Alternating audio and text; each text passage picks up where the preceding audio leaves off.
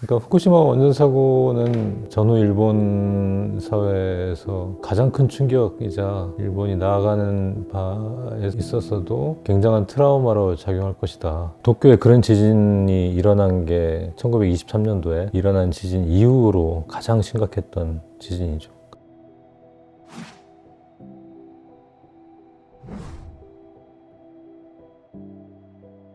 3월 11일 날이 펑 근무한 지 6일째 됐던 날인데 잠깐 흔들린다? 이런 느낌을 좀 받았는데 그게 갑자기 막 세게 흔들리는 거예요. 거기 안에 있는 책상 서랍이 나왔다 들어갔다 하는 식으로 계속 흔들리고 있는 거예요. 지나가던 사람들이 전부 다 이제 벽을 딱 잡고 있는 거예요. 어쩔 줄 몰라서 당황하고 그 시간에 사람들이 별로 이렇게 통행이 없는데 사람들이 다 쏟아져 나왔어요. 이렇게 건물에 있는 사람들이. 그 전에 일본에 있을 때 경험을 한 적은 있지만 이 정도로 심각하고 오래 가는 지진을 느껴본 적이 없어서 그래서 이거는 내가 도망가는 게 나은 거 아닌가라는 생각을 하고 밖으로 뛰쳐나갔다가 그래도 기사 마감해야겠다 해서 다시 들어오고 4번 이제 그날 오르락내리락 했었죠. 회사 9층까지.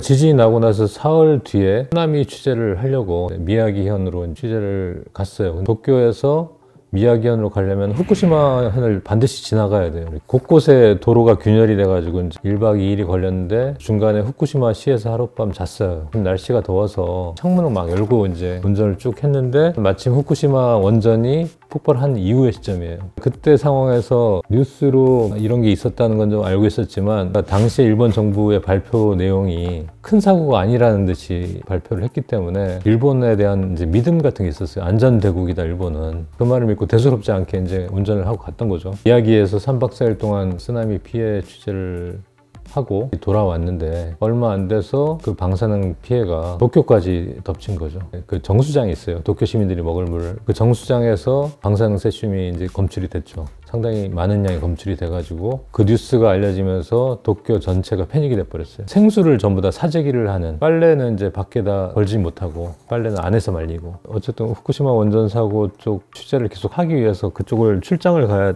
했는데 처음에 갈 때는 되게 공포스러웠죠. 곳곳에 핫스팟이 있을지 모르니까 방사선 양을 측정하는 선량계를 샀어요. 그걸 갖고 다니고 고레벨이라고 표시가 되면서 경보음이 울리죠. 삑삑삑 그러면서 그런 식으로 취재를 했었죠. 원전 사고 나고 한 1년 반 이상은 일본 사회가 굉장히 어두웠어요. 수도권에 정전을 실시했거든요. 그러다 보니까 옛날에는 밤에 휘황찬란했거든요. 가로등도 밝고 했었는데 전철도 여름인데 30도 다 돼도 냉방을 안 해줘요. 사무실도 마찬가지고 굉장히 어두운 분위기가 지배를 했었고 우리가 흔히 얘기하는 디스토피아가 연상될 정도로 일본 사회가 굉장히 암울했었죠. 그 분위기를 좀 밝게 만든 측면이 있어요. 처음에는 돈을 막 찍어냈거든. 주가를 끌어올리고 그 시점이 한 1년 9개월, 10개월 지난 시점이어서 진전된 측면도 있고 경기 사이클 상으로 경기가 바닥을 치다가 다시 약간 올라가던 그러니까 그 무렵에 또 집권한 것도 있고 아베가 강한 일본을 만들겠다. 사람들이 다 무기력하고 힘 빠지고 더구나 원전 사고 나고 한 1년 뒤에 일본과 중국 사이에 있는 그 센카쿠 열도를 둘러싸고 엄청난 충돌이 있었거든요. 그 영토 갈등 때문에 대외적으로도 상당히 관계가 안 좋았고 악재들만 있었는데 그 영토 갈등으로 인해서 일본 내 보수 세력들이 우리 강한 지도자가 필요해 뭐 이런 분위기가 되는 거죠.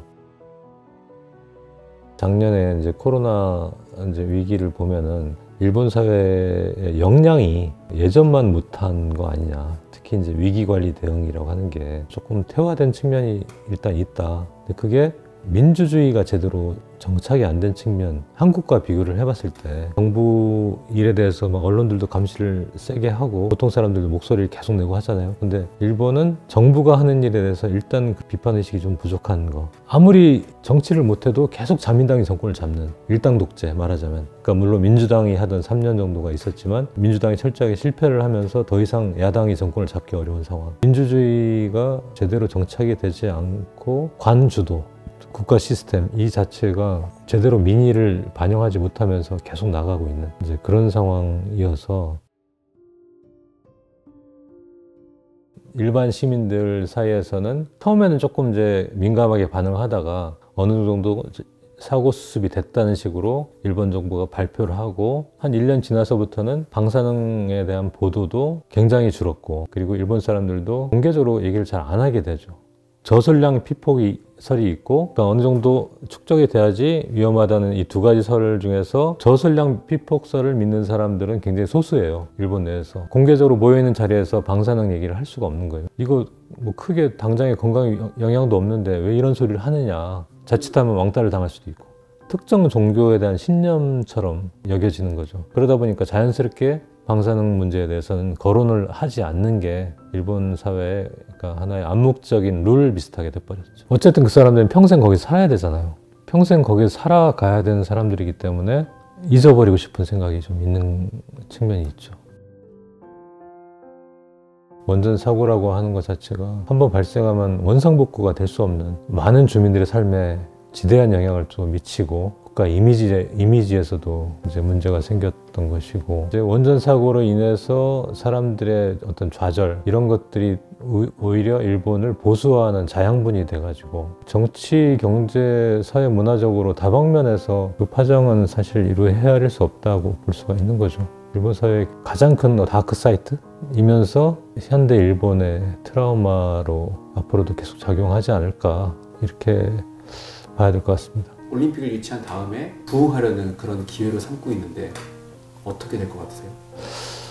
후쿠시마 원전 사고를 딛고 나가기 위한 디딤대로 일본 스스로는 그렇게 생각하고 있지만 후쿠시마 원전 사고라고 하는 게 전후 일본을 이끌어왔던 구질서의 어떤 붕괴 하나의 상징하는 그런 사건이기도 했고 그 질서를 붕괴한 그 가운데서 새로운 질서가 태동을 해서 나가느냐 올림픽이 그 계기가 될 수가 있을까 하면 또 일본의 시스템이나 체제 자체는 후쿠시마 이전과 그렇게 크게 달라진 게 없기 때문에 큰 계기는 되기 어렵지 않을까라고 생각을 하고 있습니다.